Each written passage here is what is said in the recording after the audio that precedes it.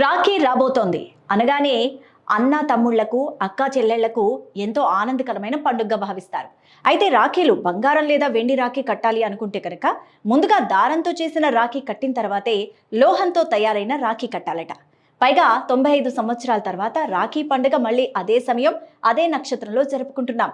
1930లో శనివారం 9 ఆగస్టు రోజున ఈ పండుగను జరుపుకున్నారు. అదే రోజున ఈ యోగం కూడా ఉంది. ఇక రక్షాబంధన్ నాడు రాఖీ కట్టడానికి శుభముహూర్తం ఇది అంటూ వైరల్ అవుతున్నాయి.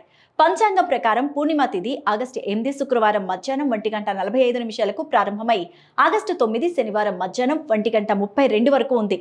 ఇక శనివారం మధ్యాహ్నం లోపు రాఖీ కట్టాలి. రక్షాబంధన్ నాడు భద్రకాలాన్ని ప్రత్యేకించి పరిగణిస్తారు.